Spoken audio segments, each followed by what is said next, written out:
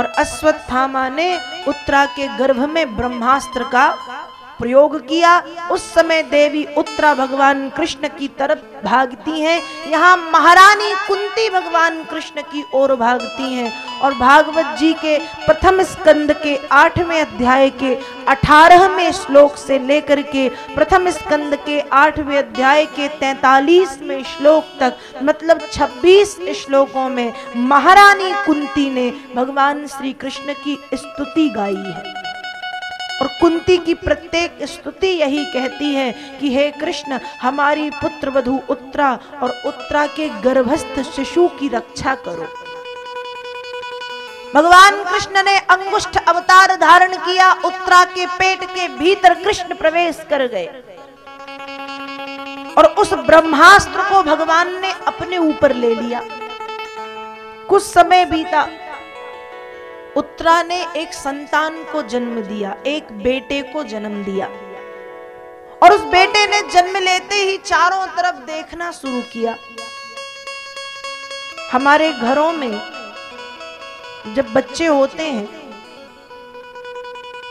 तो वो जन्म लेते ही रोते हैं, और रोते नहीं तो उनको रुलाया जाता है। बच्चों का रोना शुभ माना जाता है। आप लोग माताएं हैं, आपको ज्यादा पता होगा। बच्चे पैदा होते ही रोते हैं या नहीं?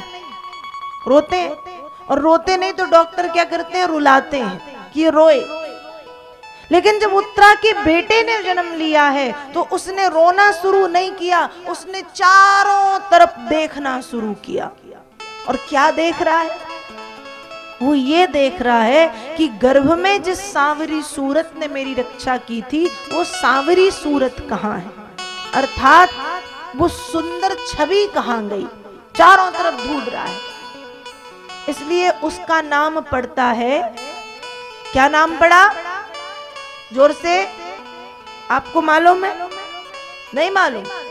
उसका नाम पड़ता है परीक्षित। क्या नाम पड़ा? परीक्षित। परि मतलब चारों तरफ, संस्कृत की इक्षित, ईक्षण धातु से बना इक्षित, चारों तरफ देखने वाला कहलाया परीक्षित। उत्तरा के बेटे भय परीक्षित। अब बताओ, पूरी भागवत परीक्षित पे आधारित है और आप कहते हो हमें नहीं पता क्या नाम था। इसके पहले कथा सुनी है आपने? सुनी है ना? उसके बाद भी नहीं मालूम? ध्यान से नहीं सुनी थी क्या? सुनी थी कि नहीं?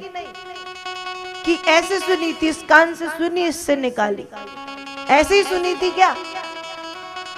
ऐसे नहीं सुनना है। कल मैंने आपको बताया था, कानों से सुनो, हृदय में रखो और जीवन में उतारो, वो है कथा का सुनना। और ऐसी कथा जब सुनते हैं ना तो सुनने वाले का कल्याण भी होता है और सुनाने वाले का भी कल्याण होता है। अब याद रहेगा, उत्तरा के बेटे भय, जोर से, परीक्षित। कौन हुए? परीक्षित। भागवत की कथा पूरी परीक्षित और सुखदेव जी पर आधारित है। कल सुखदेव जी के जन्म की कथा सुनाई थी मैंने, और आज हुए हैं परीक्षित। तो चारों तरफ देखता है वो भगवान कहाँ है, इसलिए नाम पड़ गया परीक्षित। और फिर पांडवों का होता है महाप्रयाण। पांडव चले गए, मतलब शांत हो गए, मृत्यु को प्राप्त हुए। और पांडवों के महाप्रयाण के बाद परीक्षित ने राज्य पाट संभाला।